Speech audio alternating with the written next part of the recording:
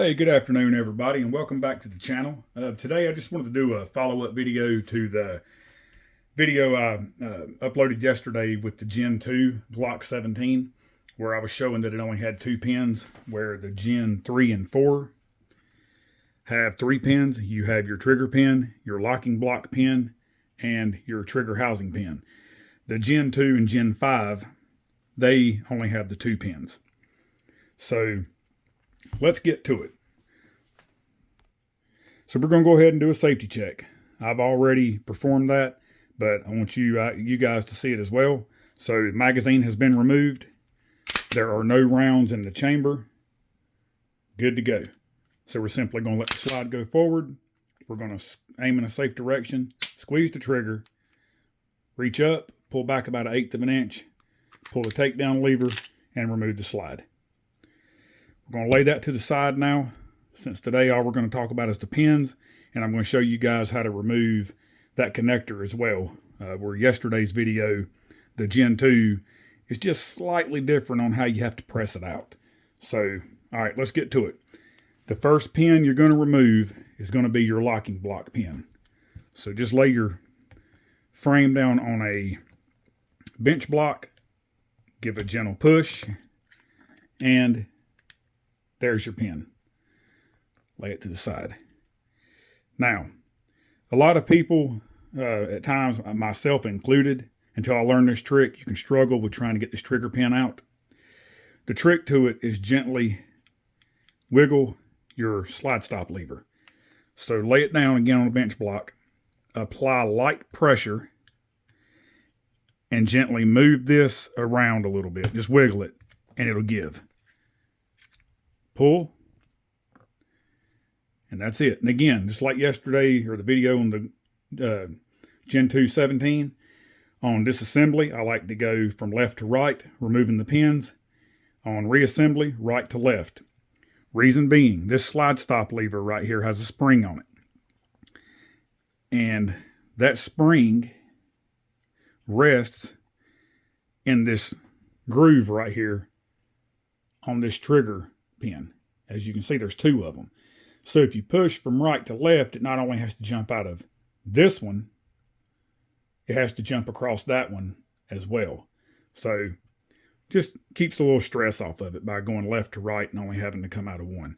All right, so getting back to it here. We've removed our takedown lever. The next thing you want to do is remove your locking block. Take a Glock tool, simply get up under the edge, give a gentle lift. There you go. Place your locking block there. Now, next step is remove your trigger housing pin. Just gently press and pull. So now what we can do is simply grab here, lift, and remove. So this is like I say, this is a Gen 4 Glock 19, but I've got a Glock 17 trigger in it. I like the smooth face of the full-size weapons better than I do the serrated triggers. So if you want to do that same upgrade, it's as simple as just go to glockparts.com or something like that, Brownells, and just get the full-size model for whatever gun you've got. So if you've got a Glock 26 and you want a smooth face trigger, get a Glock 17. You know, make sure you match it up with whatever generation your pistol is. If it's Gen 2, make sure you get a Gen 2. Gen 4, get a Gen 4, and so on. But that's what you'll get right there, is your trigger bar and this smooth face trigger. And it simply connects to that spring right there. That's it. Piece of cake. All right, so this is the connector I was talking about yesterday. So if you want to clean this, do some polishing, or if you want to replace your stock connector with a 3.5 pound connector, just simply flip this over. Take your 3/32 punch or your Glock tool and gently push. And then that's what you get. Remove. It's that simple. So you order this, you can get these through the same places I just mentioned, Glock Parts, Brownells, Lone Wolf Distributors, a lot of places. So again, reassembly, very simple with the Glock. Slip it back into the slot here. Press until it's fully seated. Take your trigger. You want to make sure that this part of your trigger bar sits up under this edge of your connector. So you're just going to take and pull on this gently. You want to get this piece of your trigger bar back into this slot on your housing. So you just basically give it a little pull, a little twist. You see how that rides on the outside? Simply rotate that and you'll feel it drop in there. Now just kind of hold it and simply drop it back into your frame as you hold on to that. That's it. It's that simple. Go ahead and put that pin in. That's just my preference. And just get it as centered as you possibly can there. That'll work. Now, go ahead and take your locking block. Drop it back into the frame, just like that. Go ahead and install that locking block pin next, because as I've mentioned before and also in my last video, the spring also kind of rides up under that. That's what gives it the tension. So if you look close, there is that pin right there. There's your locking block pin that we put in there. And the edge of that spring is going to sit right up under that. You'll know you've got this right because it's got a little groove right here that sits in. And also, this rides right over your frame.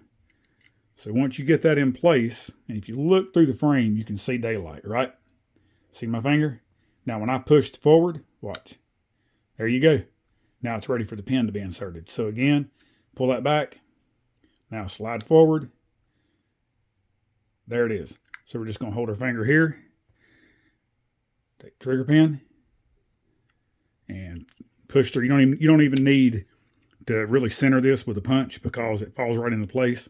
That groove catches on that spring. There, we're testing this. We got what we need. Now we just simply put the slide back on. Rack it. Again, no magazine. No rounds in the chamber. 100% safe. Release the slide. Pull the trigger.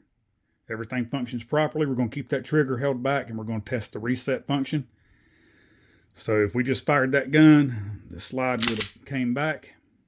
Now, all we got to do, there, you heard that trigger reset. Now we're going to do it one more time. Squeeze it, keep it held back, pull the slide. Now, listen. There you go. So that's it. Hope you enjoyed this video. I hope it was informative. I hope it helped some of you out.